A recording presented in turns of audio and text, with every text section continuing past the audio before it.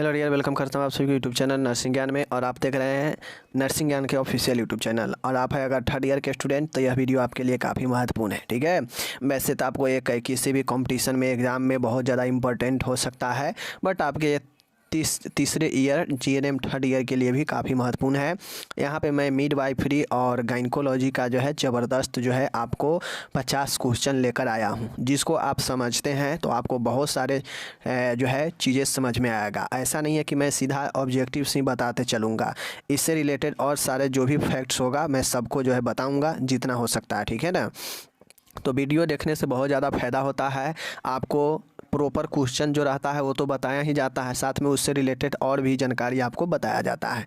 तो वीडियो ज़रूर देखिए, समझिए, ताकि आपको बहुत ज़्यादा नॉलेज हो, और नॉलेज ही आपको सभी जगह काम देते हैं। ठीक है ना, चलिए हम लोग आज शुरू करते हैं।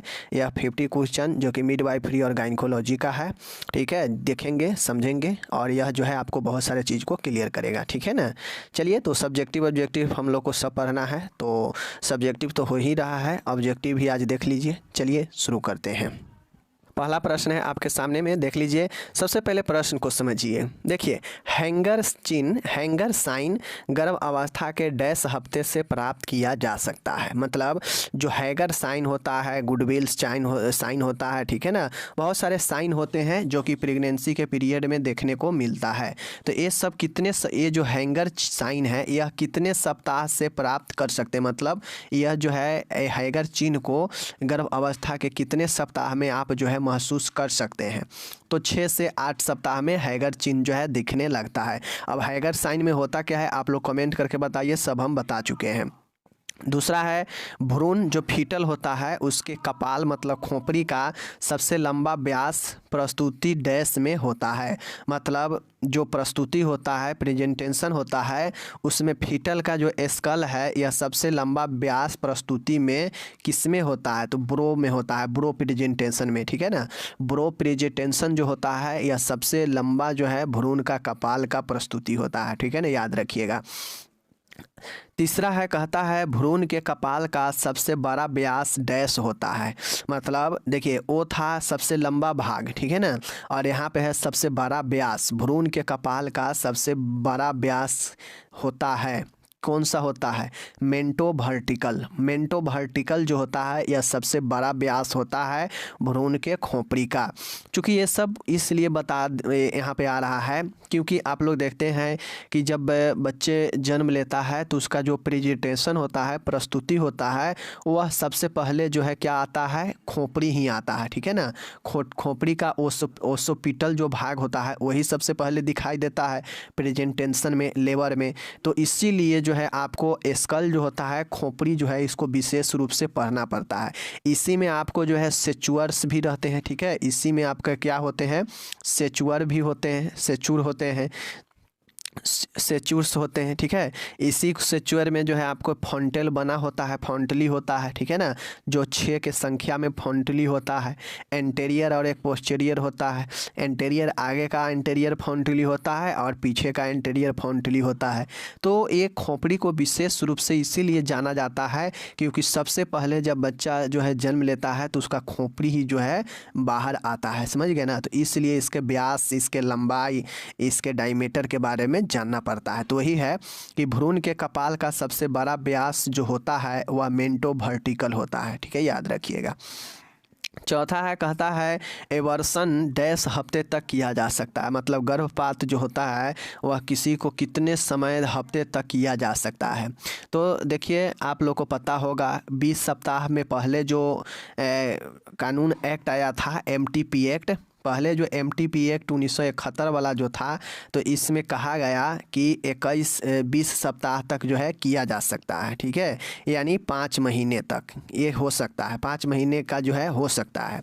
लेकिन जब इसमें संशोधन किया गया, कुछ इस एक्ट में संशोधन किया गया, तो अब जो है कुछ मामले में 24 सप्ताह तक का समय दिया गया है। ठीक है ना, 20 से बढ़ाकर 24 किया गया है, जहाँ पे कुछ मामले में 24 सप्ताह यानी 6 महीने पर भी जो है यह किया जा सकता है एवर्सन। तो याद रखिएगा।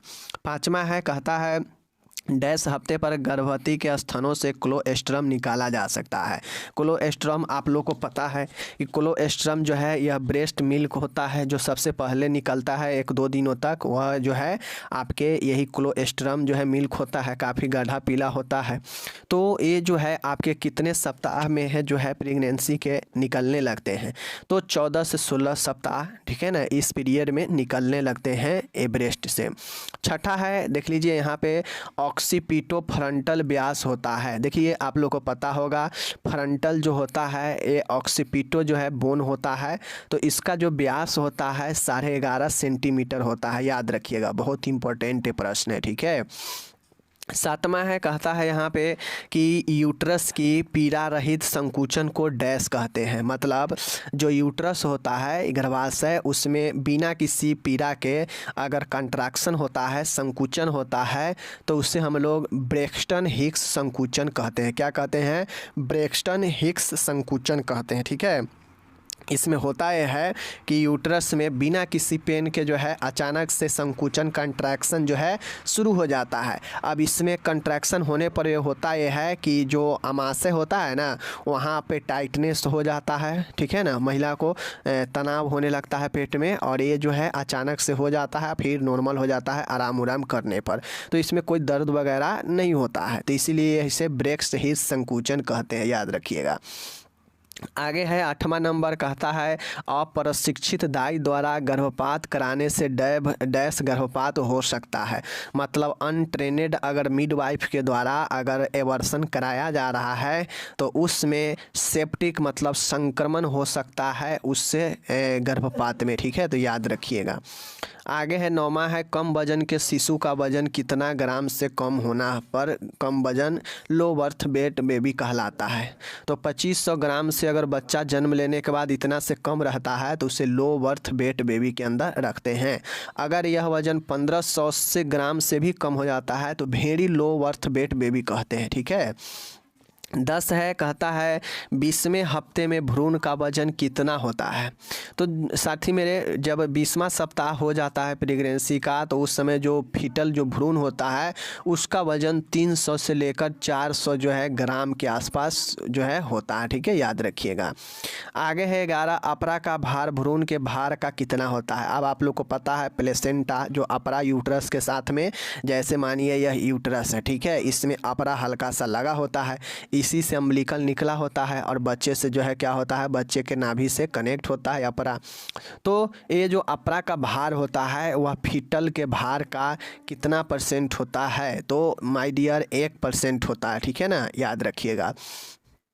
12 नंबर है यहाँ पे, समय से पूर्व जो है झिल्ली फटने से अधिक खतरा होने का खतरा रहता है। देखिए समय से पहले, अब आप लोग को पता है कि जैसे ये बच्चा है, भ्रूण है, ठीक है, यूट्रस में, गर्भ में, अब ये बच्चा को चारों साइड से जो है क्या होता है, झिल्ली से ढाका होता है, ठीक है, और जो है इसी के अंदर जो है बच्चा रहता है और एमनियोटिक फ्लूइड भी रहता है। तो जैसे ही झिल्ली फटता है तो बच्चा बाहर आने लगेगा। तो इस कंडीशन में समय से पहले अगर यह झिल्ली फट जाता है तो इससे अधिक खतरा होता है, तो उसमें संक्रमण जो है सबसे बड़ा मेन रहता है खतरा, ठीक है। 13 है, कहता है तीसरी तिमाही में होने वाले पीड़ा रहित का मतलब होता है कि बिना विदाउट पीड़ा के, ठीक है, विदाउट पेन के। तो तीसरी तिमाही में विदाउट पेन के वेजिनल ब्लीडिंग को क्या कहते हैं। तो माय डियर, इसको हम लोग प्लेसेंटा प्रेविया कहते हैं। आप लोग को पता होगा कि प्लेसेंटा प्रेविया जो होता है, इसमें प्लेसेंटा जो होता है वह ऊपर के तुलना में नहीं होकर नीचे जो है स्थापित रहता है, ठीक है, जिसके कारण होता यह है कि यह प्लेसेंटा जो है प्लेसेंटा प्रेविया रहता है, तो उसमें जो है अचानक से जो है ब्लीडिंग होता है और उसमें बिना किसी पेन के होता है, तो उसका सबसे बड़ा जो है प्लेसेंटा प्रेविया होता है, ठीक है। आगे है 14 नंबर, देखिएगा यहाँ पे कि डैश श्रोणी हड्डियों से मिलकर बना है। मतलब कितने हड्डियों से, जो देख लीजिए, श्रोणी डैश श्रोणी हड्डियों से मिलकर बना है। मतलब जो श्रोणी होता है 4 हड्डियों से मिलकर बना होता है, इसको याद रखिएगा। 15 है, कहता है लेबर की तिथि को डैश कहते हैं। तो आप लोगों को पढ़ा दिए हुए हैं, expected date of delivery EDD इसी को कहते हैं। इसे संभावित प्रसव तिथि भी हम लोग कहते हैं। 16 है, देखिएगा जब अपरा निम्न जो है यूट्रस भाग पर आरोपित होता है तो उसे क्या कहते हैं। अभी मैंने ऊपर बताया कि अपरा जो प्लेसेंटा होता है वह यूट्रस के अगर निचले वाले भाग पर आरोपित रहता है तो उससे जो है हम लोग क्या कहते हैं, प्लेसेंटा प्रेविया कहते हैं। और इसमें विदाउट पेन के, बिना किसी पीड़ा के जो है ब्लीडिंग होने लगता है कुछ समय में प्रेगनेंसी के।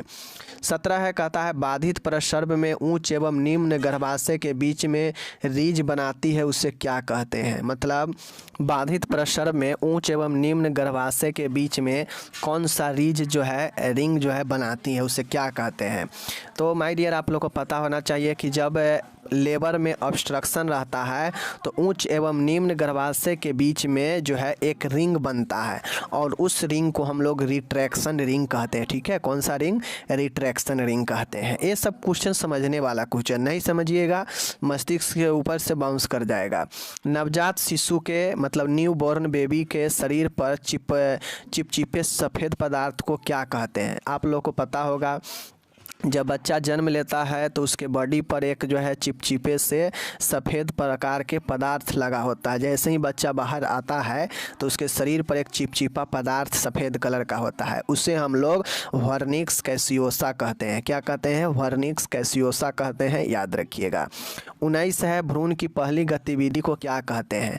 मतलब भ्रूण के पहले हलचल कहिए, गतिविधि कहिए, इसको क्यूकनिंग कहते हैं। यह 20वें सप्ताह के आसपास जो है महसूस होता है एक महिला में। ठीक है, तो भ्रूण की पहली हलचल या गतिविधि को क्यूकनिंग कहते हैं। ठीक है, अब यहाँ पे है 20 है, योनि द्वारा होने वाले सफ़ेद स्राव को क्या कहते हैं। तो आप लोग को पता होना चाहिए, इसे हम लोग ल्यूकोरिया कहते हैं। ये चीज़ को ध्यान में रखिएगा। यह जो है वाइट डिस्चार्ज को जो है जो वैजिना के द्वारा होता है, इसे ल्यूकोरिया कहते हैं, आप लोग को पता भी होगा। ठीक है, 21 नंबर है, फैलोपियन ट्यूब में फर्टिलाइजेशन कहाँ होता है। तो आप लोग को पहले भी बता चुके हैं, फैलोपियन के एम्पुला वाला भाग में फर्टिलाइजेशन निषेचन की क्रिया होती है। तो ये सब याद रखिएगा, बहुत अच्छा प्रश्न है। 22 नंबर है, कंधे की प्रस्तुति में 22 नंबर है, कंधे की प्रस्तुति में डिनोमिनेटर होता है। डिनोमिनेटर का मतलब होता है, आपको बहुत जगह देखने को मिलेगा, आसान भाषा में सीधा समझिए कि दिखने वाला। ठीक है, दिखने वाला भाग, मतलब जो भाग दिखे वही डिनोमिनेटर होता है। तो जैसे मान के बच्चा जन्म ले रहा है तो उसमें अगर उसका प्रेजेंटेशन अगर कंधा हो प्रस्तुति में, तो उसका सबसे पहले जो दिखने वाला भाग होता है वह कौन सा होगा, एस्केपुला होगा। ठीक है, डिनोमिनेटर वाला जो भाग होगा वह एस्केपुला वाला होगा, क्योंकि जानते हैं कि कंधा वाला कंधे से ही लगा हुआ एस्केपुला होता है। ठीक है ना, ध्यान में रखिएगा। 13 है, कहता है एमटीपी एक्ट जो होता है किस वर्ष पारित हुआ। एमटीपी एक्ट जो होता है वह कब पारित हुआ था, 1971 में पारित हुआ था। ठीक है ना, आगे देखिए 24 नंबर है, कहता है कि प्रसर्व के बाद कपाल पर होने वाले सूजन को क्या कहते हैं। मतलब जब प्रसर्व हो जाता है तो उसके बाद जो स्कल है, खोपड़ी, उस कपाल पर अगर सूजन रहता है तो उस सूजन को क्या कहते हैं। और यह सूजन कोई बड़ा गंभीर नहीं होता है, नॉर्मल सूजन होता है जो नॉर्मल धीरे धीरे ठीक हो जाता है। तो इसको हम लोग कैप्यूट सक्सीडेनम कहते हैं। जो भी सूजन हो, चाहे वो ब्लड वाला सूजन हो, चाहे वो जल भरने के कारण सूजन हो, दोनों सूजन को हम लोग कैप्यूट सक्सीडेनम कहते हैं। अगर मान गए ब्लड है, सूजन है शरीर मस्तिष्क में बच्चा का और वह ब्लड वाला है तो उसे सेफ्लोहेमेटोमा कहते हैं। अगर वो जल वाला सूजन है तो उसे हाइड्रोसेफलस कहते हैं। ठीक है, दोनों याद रखिएगा। 25 नंबर है, कहता है IUGR में फंडल ऊंचाई समान से कितना होता है। IUGR में जो फंडस होता है, मतलब सीधा समझिए जो भ्रूण का ऊंचाई होता है समान से धीमा होता है। IUGR हम पढ़ा चुके हैं डिटेल से। इंट्रा यूटेराइन ग्रोथ रेस्ट्रिकेशन होता है। ठीक है, इसमें होता है कि जो यूटेराइन मतलब गर्भाशय के अंदर जो बच्चा का जो ग्रोथ होता है वह धीमा हो जाता है, कम जाता है। तो जब ग्रोथ धीमा हो जाएगा तो इसका ऊंचाई भी कम हो जाएगा। ठीक है ना, तो इसको याद रखिएगा। 26 है, कहता है कि गर्भावस्था के इंडोमेट्रियम को क्या कहते हैं। मतलब प्रेगनेंसी के दौरान अगर इंडोमेट्रियम जो होता है गर्भाशय के आंतरिक परत होता है, तो प्रेगनेंसी के दौरान जो इंडोमेट्रियम होता है इसको हम लोग डेसूडा कहते हैं। डेसूडा का मतलब होता है कि झिल्ली युक्त जो है यूट्रस का आंतरिक परत, जो कि आप लोगों को पता है प्रेगनेंसी के दौरान ये हो ही जाता है। 27 है, कहता है प्रसव की सक्रिय अवस्था में सर्विक्स का विस्तार 10 सेंटीमीटर होता है। तो जब लेबर होते रहता है, लेबर प्रसव, तो उस दौरान जो एक्टिव जो डिलेशन होता है सर्विक्स में वह लगभग जो है 6 से 10 सेंटीमीटर तक होता है। ठीक है ना, याद रखिएगा। तो जब लेबर हो रहा होता है तो उस दौरान जो सर्विक्स जो ग्रीवा होता है इसमें जो फैलाव होता है वह 6 से 10 सेंटीमीटर तक हो सकता है। ठीक है, तो यही ऑप्शन है। 28 है, कहता है BCG का टीका बैसिलस कोलमेंट ग्यूरिन टीका डैश के प्रति रोग निरोधी क्षमता प्रदान करता है। किसके प्रति? तो ट्यूबरकुलोसिस TB के प्रति यह जो है रोग प्रतिरोधक क्षमता प्रदान करता है। 29 है, कहता है कि गर्भवती गर्भाशय में जब एमनियोटिक द्रव की मात्रा 300 ml से कम होता है तो उसे क्या कहते हैं। अब ये भी हम पढ़ा चुके हैं, ओलिगोहाइड्रामेनियोज पढ़ा चुके हैं। ठीक है, मतलब आप लोग को मैं एमनियोटिक फ्लूइड जो है पढ़ा चुके हैं कि कब जो है कितने पीरियड में कितना बनता है। तो नॉर्मल जो है 1 लीटर के आसपास में ये होता है कंप्लीट में। ठीक है, लेकिन 32 से 34 सप्ताह में सबसे अधिक जो है एमनियोटिक फ्लूइड पाया जाता है। लेकिन जैसे जैसे नज़दीक जाता है प्रेगनेंसी के 40 सप्ताह में यह कम जाता है और 500 से लेकर 800 जो है मिली बच जाता है यह फ्लूइड। ठीक है, अगर यह फ्लूइड गर्भ में होना बहुत ज़रूरी है बच्चे के विकास के लिए। ठीक है, अगर यह 300 ml से कम जाता है तो इसे हम लोग ओलिगोहाइड्रामेनियाज कहते हैं। ठीक है, ओलिगा मतलब अल्प उल्बोधक होता है। ठीक है ना, तो 300 ml से कम हो जाता है तो यही होता है। ठीक है, 30 है, कहता है अगला फ्रंटली डैश महीने में बंद होता है। अगला मतलब कहता है एंटेरियर। ठीक है, एंटेरियर, तो एंटेरियर जो फ्रंटली होता है, अगला फ्रंटली जो होता है डैश महीने में बंद होता है। ठीक है, तो अगला फ्रंटली जो होता है कितने महीने में बंद हो जाता है, तो एंटेरियर जो बंद हो जाता है अगला महीने जो बंद होने में समय लगता है, अगला जो है 9 से 18 महीने में बंद होता है और पिछला तो जल्दी ही बंद हो जाता है। पिछला जो है 1 से 2 महीने में ही बंद हो जाता है। ठीक है, यानी पोस्टेरियर वाला 1 से 2 महीने में बंद हो जाता है और जो आगे वाला होता है वह 9 से 18 महीने में बंद होता है। अब ये जो फ्रंटली होता है आप लोग को पता होगा, एक पोस्टेरियर होता है और एक एंटेरियर होता है। अब आप लोगों को कपाल के बारे में नहीं पता है तो बता दें, जैसे मानिए एक बच्चा का कपाल है, खोपड़ी है ऊपर वाला हिस्सा। ठीक है, इसमें 6 जो है आपके क्या होते हैं, सेचुअर होते हैं। ठीक है, ए सेचुअर हो गया। ए वाला जो होता है यह एंटेरियर वाला होता है। ठीक है, यह मध्य के एंटेरियर वाला है और यह पोस्टेरियर वाला होता है। ठीक है, तो इस हिसाब से जो पीछे वाला इसमें थोड़ा थोड़ा गैप होता है, ये सब में गैप होता है हल्का हल्का। ये जो सेचुअर होता है ना, यह दोनों जैसे ए हड्डी है ए हड्डी है तो इसके बीच में जो ज्वाइंट होगा यही सेचुअर होता है। ए हड्डी है ए हड्डी है, इसके बीच में ज्वाइंट है यही सेचुअर होता है। ठीक है, मान गए आगे वाला जो हमारा कपाल है, ललाट जो होता है और वो जो मस्तिष्क से जुड़ता है तो इसके बीच में चाहे ये वाला है चाहे ये है, ये सब ज्वाइंट का काम करता है। तो यही ज्वाइंट जो होता है सेचुअर कहलाता है। और ये जो बंद होता है, यह जो फ्रंटली बंद होता है, आगे वाला भाग बंद होता है 18 महीने में। इसीलिए देखते होइएगा कि जो बच्चा रहता है उसका कपाल में आप उंगली धसाइएगा तो धस जाता है। क्यों? क्योंकि वह अभी बंद हुआ नहीं रहता है। ठीक है, याद रखिए।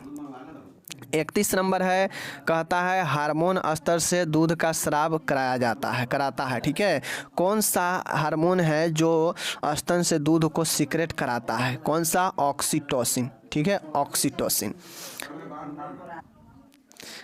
32 है, वर्टेक्स प्रस्तुति में डिनोमिनेटर डैश होता है। वर्टेक्स प्रस्तुति, अब ऊपर में मैंने आपको बताया कि वर्टेक्स प्रस्तुति में डिनोमिनेटर जो है कितना होता है, सबसे बड़ा कौन होता है। तो अभी ऊपर देखें कि सबसे जो बड़ा व्यास होता है वह वर्टेक्स प्रस्तुति का ही होता है। अभी ऊपर देखें तो इसमें जो डिनोमिनेटर होता है यह कौन सा होता है, तो यह ऑसिपुट जो होता है यह एक आपका बोन होता है, हड्डी होता है खोपड़ी का। आप जब पढ़िएगा अच्छे से फोंटली के बारे में तो आपको पता चलेगा, उसमें ऑसिपिटो होता है, लेम्ब्रॉयड होता है, ठीक है, अलग अलग होता है। तो इस प्रकार जो है ऑसिपुट जो होता है यह वर्टेक्स प्रस्तुति में डिनोमिनेटर का काम करता है, ठीक है। मतलब जब बच्चा जन्म लेता है तो उसका खोपड़ी ही सबसे पहले बाहर आता है सिर का, तो उसमें ऑसिपुट जो होता है यह सबसे पहले दिखने का काम करता है डिनोमिनेटर में, ठीक है, याद रखिएगा। 33 है, कहता है आंतरिक ओयस। ओयस के मतलब होता है कि मुंह का खुलना और बंद होना, ठीक है। जैसे सर्विक्स हो गया तो सर्विक्स का मुंह खुलेगा तब ना वह धीरे धीरे फैलेगा। तो जो इंटरनल रूप से खुलता है, जैसे यूट्रस गर्भाशय के और ग्रीवा के बीच जो द्वार का काम होता है वही ओयस होता है। एक ओयस आंतरिक और एक बाहरी होता है। तो बाहरी वाला वो होता है जो वेजिनल के साथ सर्विक्स कनेक्ट होता है, तो वह बाहरी वाला होगा, वह बाहर की तरफ खुलेगा। लेकिन यूट्रस के साथ जो सर्विक्स का कनेक्ट होगा वह आंतरिक होगा, चूँकि यूट्रस अंदर में है तो वह कनेक्टिविटी सर्विक्स से जो है आंतरिक ही होता है। तो उसमें जो खुलेगा तो वह इंटरनल ओयस होता है, ठीक है। क्योंकि पता है जैसे यह यूट्रस है, ठीक है, इसी से जो है आपके यहाँ पे सर्विक्स जो है बहुत पतला छिद्र होता है और उसके बाद जो है यहाँ पे वेजिनल होता है। तो ए वाला भाग अगर यूट्रस से जुड़ा होगा और यहाँ पे खुलेगा तो यह इंटरनल ओयस, और यहाँ पे सर्विक्स जो वेजिनल से कनेक्ट है और यहाँ पे खुलेगा तो ये हो जाता है एक्सटर्नल ओयस। तो ये दोनों ओयस जो है यही होता है। तो इसमें डिलेशन के कारण जो है ये आपके खुलना और बंद होना, यह डिलेशन मतलब विस्तारण होता है, ठीक है। 34 है, यहाँ पे देखिएगा अम्बिलिकल कॉर्ड के संक्रमण को क्या कहते हैं। मतलब नाभि नाल में अगर संक्रमण होता है तो उसे क्या कहते हैं, ओम्फेलाइटिस कहते हैं। Omphalitis, umbilical cord, omphalitis is the right answer. 35 है, मुंह की प्रस्तुति में डिनोमिनेटर होता है। मतलब अगर बच्चा जन्म ले रहा है उस समय उसका अगर प्रेजेंटेशन में अगर मुंह आ जाए, फेस आए, तो उसका फेस में कौन सा डिनोमिनेटर होता है, मेंटम। मेंटम में होता है कि मुंह, नाक, आँख जो है ये दिखाई देता है डिनोमिनेटर में। एक होता है कि सीधा सर नीचे आएगा तो उसमें कपाल का ऑसिपिटो भाग दिखता है, लेकिन सर तो आ रहा है, लेकिन अगर उसमें प्रेजेंटेशन में अगर फेस वाला भाग आ जाएगा तो सर मुड़ा हुआ रहेगा, फेस पहले दिखेगा, तो उसमें मेंटम वाला भाग डिनोमिनेटर होता है फेस का, ठीक है। 36 है, कहता है नवजात शिशु के पहले मल को क्या कहते हैं। बच्चा जन्म लिया, जन्म लेने के बाद जो पहला मल त्यागता है उसे हम लोग मिकोनियम कहते हैं, ठीक है ना, मिकोनियम। 37 है, कहता है फीटल भ्रूण के खोपड़ी में डैश फॉन्टली होते हैं। कितने फॉन्ट, अभी यही फॉन्टली आया ना, 6 फॉन्टली होते हैं। लेम्ब्रॉयड होता है, ऑसिपिटल होता है, ठीक है, बहुत सारे फॉन्टलीज होते हैं और यह 6 के संख्या में फॉन्टली होते हैं। यह खोपड़ी में पाया जाने वाला फॉन्टली है। ये सबको हम पढ़ा देंगे, आपको दिक्कत टेंशन नहीं लेना, पहले ये ऑब्जेक्टिव याद रखिए। 38 है, कहता है गर्भ अवस्था में सर्विक्स का मुलायम होना कौन सा चिन्ह कहलाता है। तो याद रखिए गुडविल जो साइन होता है, गुडेल साइन, यह जो है सॉफ्टनेस ऑफ सर्विक्स होता है, ठीक है। सर्विक्स में सॉफ्टिंग होना, मुलायम होना ही गुडेल साइन कहलाता है, ठीक है। ये सब प्रेगनेंसी के दौरान होता है। 39 नंबर है, एंटेरियर फॉन्टली का आकार डैश जैसा होता है। एंटेरियर मतलब होता है कि आगे वाला, पोस्टेरियर मतलब होता है पीछे वाला। तो आप लोग को बच्चा के खोपड़ी देखते होइएगा तो आगे से कुछ जो है आपके क्या होते हैं, आगे से जो है कुछ जो है आपके इस प्रकार से होते हैं, आप लोग देखते होइएगा। आगे वाला हल्का सा जो है पतला में होता है, ठीक है ना, जबकि पीछे वाला कुछ ज़्यादा चौड़ा रहता है, खोपड़ी इसी समान। तो ये जो है डायमंड के शेप में होता है, याद रखिएगा। 40 है, अम्बिलिकल कॉर्ड की जो लंबाई होती है 50 सेंटीमीटर, याद रखिएगा। नाभिनाल जो होता है शिशु में। श्रोणी पेल्वी के इनलेट को क्या कहते हैं। माय डियर, जो ब्रीम होता है ना, ब्रीम, ब्रीम जो होता है यह आपके इनलेट होता है, श्रोणि के इनलेट को ब्रीम कहते हैं। अब ये होता क्या है, पेल्विस। अब जैसे मानिए ये पेल्विस है, ठीक है, ये पेल्विस वाला एरिया है, ये पेल्विस वाला, ठीक है। इसी में जो है चारों साइड से पेल्विस में एक द्वार रहता है और ये सब जो है आपके इससे पेल्विस से कनेक्ट होता है। अब इसमें जो ये चारों साइड से जो इसमें द्वार होता है यही जो है आपके बीच में, इसी को ब्रीम कहते हैं, ठीक है, याद रखिएगा। 42 है, कहता है प्रसव के कराने के लिए पेरिनियम पर दिए जाने वाले चीरे का नाम क्या है। मैं आपको पढ़ा चुका हूँ। अगर यूट्रस से ऊपर और नाभि से नीचे चीरा अगर ऐसे लगाए या ऐसे लगाए तो ये होता है सिजेरियन सेक्शन। लेकिन वैजिना के नीचे पेरिनियम क्षेत्र में जो चीरा लगता है और मुंह को फैलाने के लिए जो चीरा लगाया जाता है वह भगछेदन एपिजियोटोमी होता है। क्या होता है, एपिजियोटोमी होता है। ओके, 43 नंबर यहाँ पे देखिएगा, लेटरल योनि फॉर्निस में अधिक स्पंदन महसूस होने को क्या कहते हैं। लेटरल योनि मतलब वैजिनल फॉर्निस में अगर अधिक स्पंदन महसूस होता है तो उसे क्या कहते हैं, ओसिएंडर साइन कहते हैं। ये सब याद रख, साइन बहुत इंपॉर्टेंट है। ओसिएंडर साइन क्या होता है, तो यह फॉर्निस में जो वैजिना होता है उसके फॉर्निस में स्पंदन होने को ओसिएंडर कहते हैं, ठीक है। 44 है, अपरा का अलग होना तथा झिल्ली के साथ जो है वैजिना जो है द्वार से बाहर होना जो है लेबर की डैश अवस्था में होता है। तो आप लोगों को पता है कि जो प्लेसेंटा होता है प्लस इसके साथ जो झिल्ली उल्ली जो उतक उतक निकलता है वह जो है यह लेबर के थर्ड स्टेज में होता है, ठीक है ना। फर्स्ट स्टेज में पेन वगैरह शुरू होता है, सेकेंड में जो है बच्चा बाहर आता है और थर्ड में जो है प्लेसेंटा और झिल्ली वगैरह बाहर आता है। तो ये तीसरे स्टेज का होता है, ठीक है। 45 है, कहता है ब्रेस्ट फीडिंग कराते समय माँ को प्रतिदिन कितना कैलोरी आवश्यकता किलो कैलोरी की होती है। तो आप लोगों को पता है 2600 किलो कैलोरी की आवश्यकता होती है। 2500 से लेकर 3000 किलो कैलोरी की जो है आपको आवश्यकता होती है, ठीक है, स्तनपान कराने वाली महिलाओं में। तो ये चीज़ें हैं। 46 नंबर है कि प्रेगनेंसी में प्रोटीन की 1.5 ग्राम प्रतिदिन की आवश्यकता होती है। किलो कैलोरी तो हो गया, अब बात रही कि प्रोटीन कितना चाहिए, तो 50 से 60 ग्राम जो है प्रतिदिन आपको चाहिए होते हैं प्रोटीन, ठीक है। चूँकि प्रोटीन विटामिन किलो कैलोरी ये सब चीज़ की ज़रूरत पड़ती है एक, चूँकि उस समय स्तनपान कराती है माँ, ठीक है ना। समान प्रसव को डैश भी कहते हैं। अगर नॉर्मल लेबर हो जाता है, प्रसव हो जाता है तो इसे यूटोसिया भी कहते हैं, ठीक है। 48 नंबर का है, ओवुलेशन के बाद ग्राफियन फॉलिकल को डैश कहते हैं, ठीक है। ओवुलेशन के बाद ग्राफियन फॉलिकल को क्या कहते हैं, कार्पस लुटियम कहते हैं, ठीक है, याद रखिएगा। कार्पस लुटियम जो होता है यह ओवुलेशन के बाद ग्राफियन फॉलिकल को कहते हैं, ठीक है। 49 नंबर है, फैलोपियन ट्यूब के सूजन को क्या कहते हैं, बहुत इंपॉर्टेंट है, सल्फेंजाइटिस, ठीक है। सेल्फीजाइटिस जो होता है फैलोपियन ट्यूब के सूजन को कहते हैं, या inflammation of fallopian tube is called salpingitis. Okay. 50 है, कहता है प्रेगनेंसी में मासिक धर्म के अस्थायी रूप से बंद होने को क्या कहते हैं, एमनोरिया कहते हैं। अस्थायी रूप से बंद होना मतलब एक होता है कि जैसे प्रेग्नेंट होने के साथ ही जो है आपके मासिक धर्म बंद हो जाते हैं तो वह नेचुरल तौर पे बंद होता है। लेकिन अगर बिना गर्भ के भी अगर यह जो है आपके अस्थायी रूप से बंद हो जाता है मासिक धर्म होना तो वह एक समस्या का जड़ बनता है और उसे एमनोरिया कहते हैं। एमनोरिया का मतलब ही होता है कि मासिक धर्म न होना, ठीक है, और यह जो है आपके एक समस्या का जड़ होता है, ठीक है ना, याद रखिएगा। तो इस प्रकार से यह 50 प्रश्न आपके लिए काफ़ी महत्वपूर्ण था जो कि आपके मिडवाइफरी गायनेकोलॉजी से था, मैंने बता दिया। आप लोग इसको पढ़िए, समझिए और अच्छा लगे तो शेयर आगे जरूर कीजिए, ठीक है। धन्यवाद।